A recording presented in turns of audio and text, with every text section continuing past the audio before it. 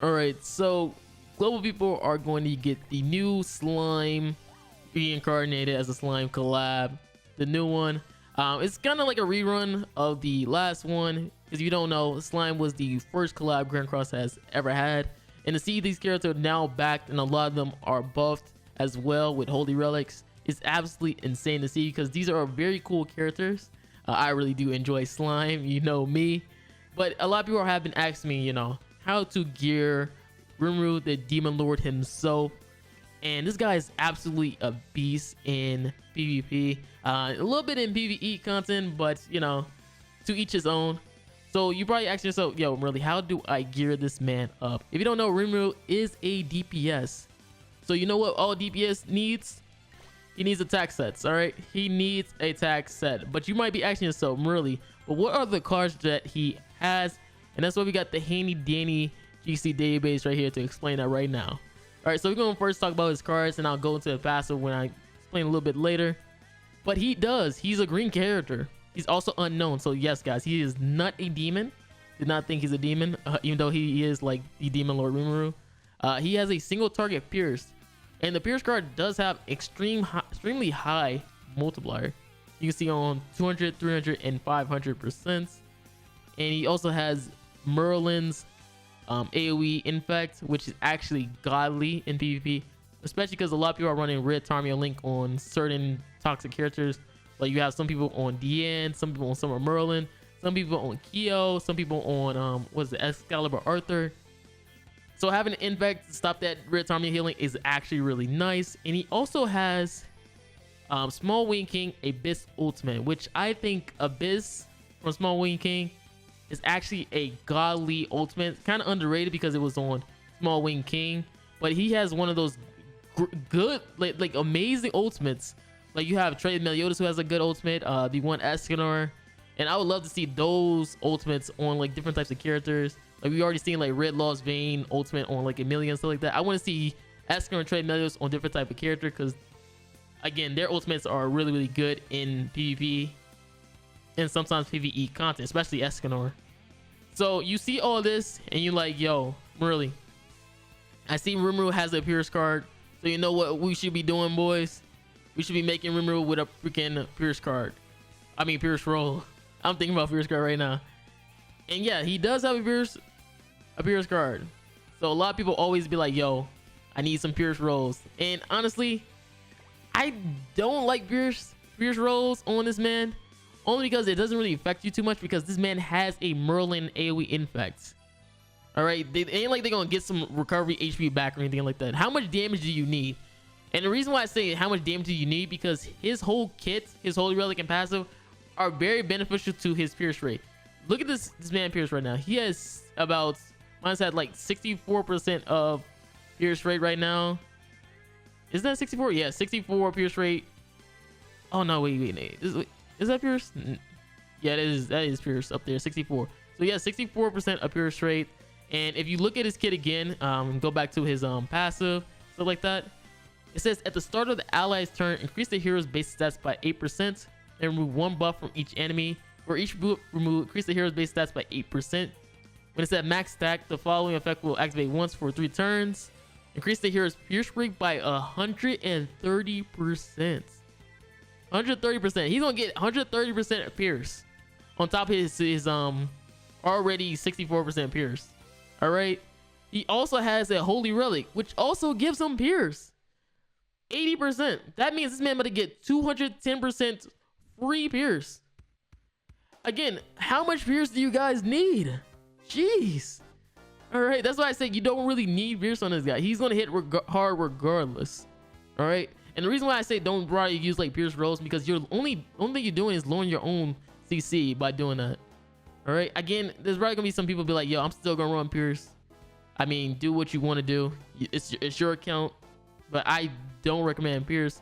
Now you're probably asking yourself, you're probably also confused about his passive. Now this is how his passive work. All right. So it takes 5 turns for his 130% pierce rate to go up. Right. But what people don't tell you is that he also has this remove buff thing, but it also increases basic stats. This coincides with his original passive where at the start of each turn he's gonna get the 8%. What this remove buff does is it pretty much makes it goes a lot faster. So you, like I said before, it goes 5 turns and you get that 130%.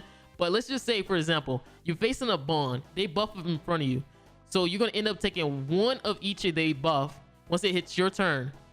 With that, you're gonna be losing out for each buff that you remove. That's a turn taken away for getting that 130% pure straight boost. So instead of 5 turns, now it's gonna be 2 turns or 1 more turn, depending on how the rotation of you or him going first.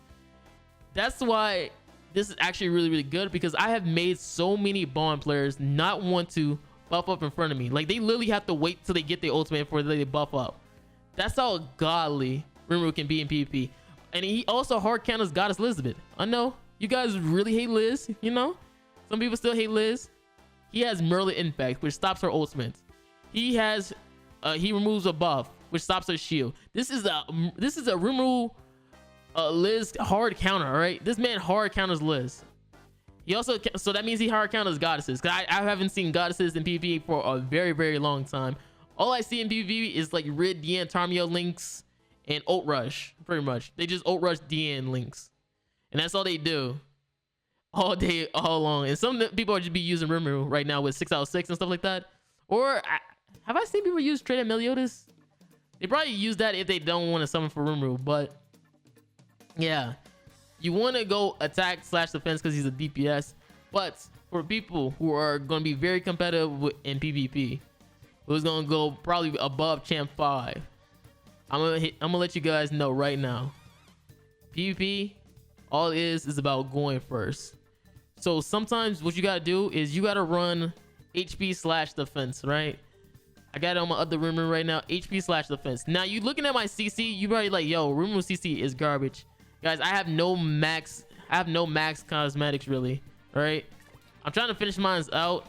He doesn't have purple rolls or anything like that, but I can tell you right now, Rimuru is in the top 10 of CCs right now. I don't know how that value is going to go up for you, because, you know, having been in the top 10 CC is a good thing, because that means this is a really good stat character. But, you know, there are some people who will make the opinion be like, yo, but he's going to be outdated sooner or later, you know. Oh man, I can't wait till like anniversary comes in and he just makes Rimuru looks garbage and stuff like that. I know there's people who's like that. All right, they sip on a copium from them thinking like, yo, I'm free to play, so I gotta skip slime, so I'm just gonna be talking trash about slime waiting for the anniversary. I know there's people like that, I know, but if you're a person who really likes slime, you want to summon for these characters, go for it. All right, anniversary or festivals banner be last like a whole month. You'll have a whole month to get enough gems to maybe do a rotation for that festival, and hopefully in a couple of months after anniversary they'll come back. All right, but again, do I feel like slime as a banner as a whole it's good? The banner's garbage. All right, the banner's garbage. Again, like I said before, if you really want to just summon 4D characters, go for it, because these are really cool characters. I like Shuna. My top 3 from the characters that I've liked after played with them, I have to go Rimuru, Milim, and then Shuna. I don't know, I think Shuna's like the top 3 better slime character, even though I know a lot of people hate healer supports, but I feel like she's pretty solid as a character, especially in PvP, because I just like the way how she like functions.